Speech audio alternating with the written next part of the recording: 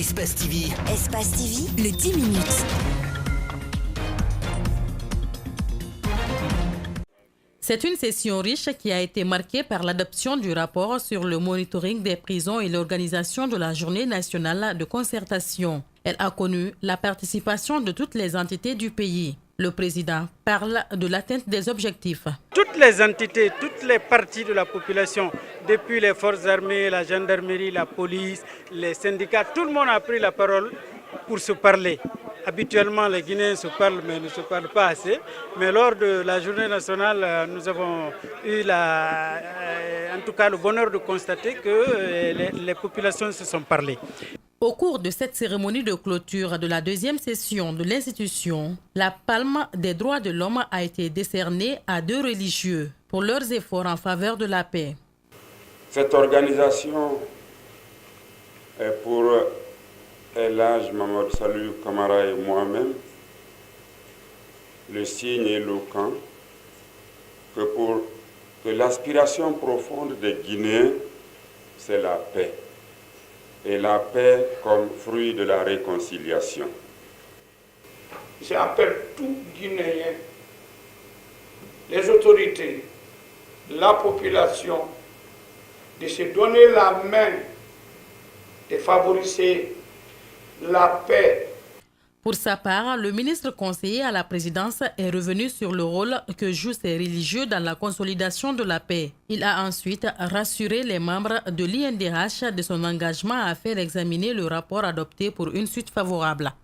Monsieur le Président de la République attend avec intérêt le dépôt de ce rapport et je puis vous assurer que c'est avec bienveillance qu'il fera examiner par l'ensemble des corps compétents pour donner la suite qu'il mérite dans l'intérêt bien sûr des droits fondamentaux de l'homme et aussi de la paix et de la cohésion nationale en Guinée. Les membres de l'association des victimes du Kambouaro sont animés par le sentiment d'indignation et de colère ce mercredi.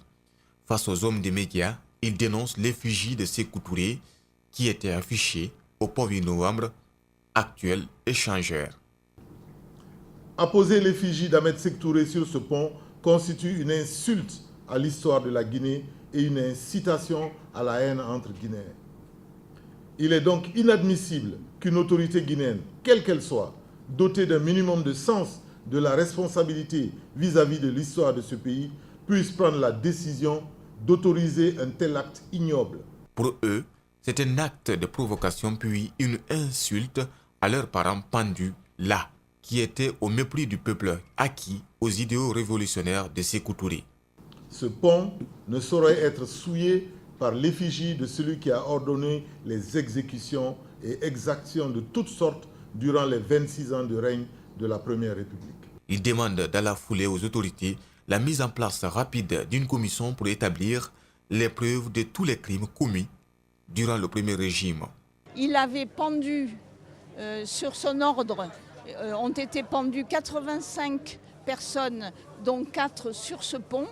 Et en plus, moi j'ai trouvé que c'était une honte de le mettre à côté de ce révolutionnaire pur et dur, pur jus, qui était Thomas Sankara. Ils souhaiteraient aussi que des stèles soient dressées au Kambouaro et au pont 8 novembre. Un nouveau bâtiment au quartier Cameroun pour le personnel du conseil d'administration de l'Office guinéen des chargeurs. De nouveaux locaux avec une nouvelle direction. La mission est de continuer à défendre la représentation des intérêts des chargeurs d'importateurs et exportateurs sur la chaîne des transports. Dans l'opinion nationale, on identifiait l'Office guinéen des chargeurs, qui est l'ancêtre du Conseil guinéen des chargeurs, comme étant une véritable vache laitière où venaient s'abreuver des fonctionnaires corrompus. Et je crois que cette image est aujourd'hui en train de changer de façon notable parce que la nouvelle direction mise en place est en train de procéder à des innovations importantes. De 2010 à 2018, l'Office guinéen des chargeurs a connu des problèmes d'ordre organisationnel et financier qui a amené le chef de l'État à transformer l'Office des chargeurs en conseil guinéen. Le nouveau directeur mesure déjà les attentes. Au plan national, nous avons pris contact avec quelques acteurs de la chaîne qui sont le port autonome de Conakry, la direction générale des douanes, la société navale guinéenne, les entrepôts maliens, l'association des transitaires de Guinée, l'association guinéenne des consignataires. Dans son discours, le nouveau directeur Bani Sangaré a affirmé que l'ancien bureau de l'OGC sera transformé en centre technique pour la gestion des documents de transport et de bureau national d'observatoire. Les défis qui attendent l'Office des chargeurs sont entre autres de l'obtention d'un domaine pour la construction du futur siège du Conseil guinéen des chargeurs à l'image des autres conseils des chargeurs d'Afrique de l'Ouest et du Centre. À Kissidougou, plusieurs cas de noyades ont été enregistrés faute d'équipements appropriés.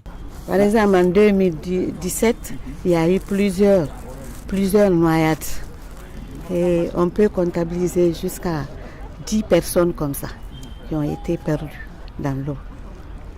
Et cette année encore, on peut aussi penser que ça a un peu diminué, quoi.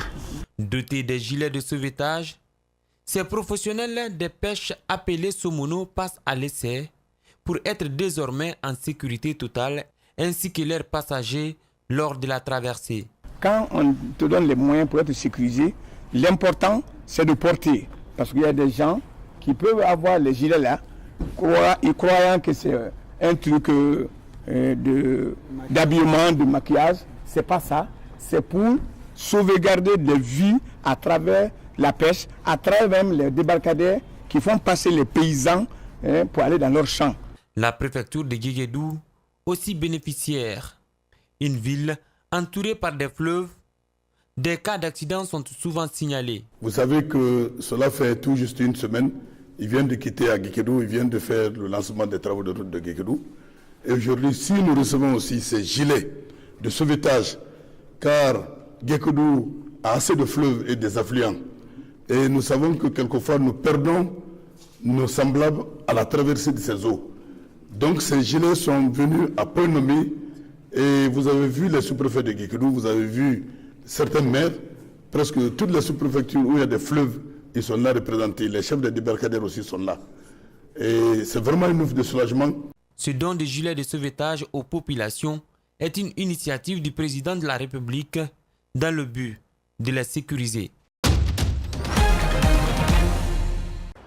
Beranou est propriétaire de cette maison qui a été construite il y a plus d'un siècle. La demeure est dans sa famille depuis 7 générations. Un héritage précieux, d'autant plus que c'est l'une des rares maisons toujours debout datant de l'Empire éthiopien. De nos jours, la plupart des constructions que vous voyez correspondent plus à de l'architecture européenne. La ville ne devrait pas négliger son histoire. La capitale éthiopienne a été fondée au XIXe siècle par l'empereur Ménélik II. À l'époque, des maisons comme celle de Beranou sont construites pour des notables proches de l'empereur. Mais aujourd'hui, avec le boom économique, l'Éthiopie construit majoritairement des gratte-ciel, souvent au détriment des anciennes bâtisses. Tadej va devoir quitter sa maison qui sera remplacée par un immeuble moderne. Nous attendons que le gouvernement fasse une estimation de la maison et nous donne une compensation. J'aurais préféré rester ici. C'est la maison de mon père.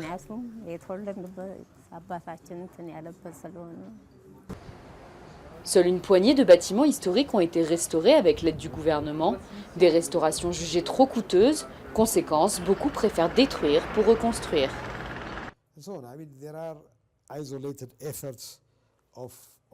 Des efforts isolés sont réalisés pour protéger et sauver ces bâtiments historiques, mais cela reste très limité. La protection des bâtiments historiques n'est pas une évidence.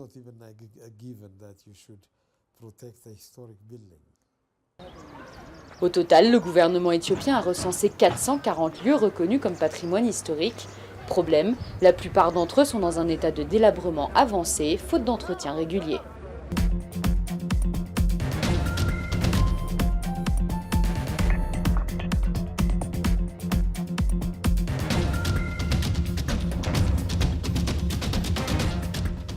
Studio.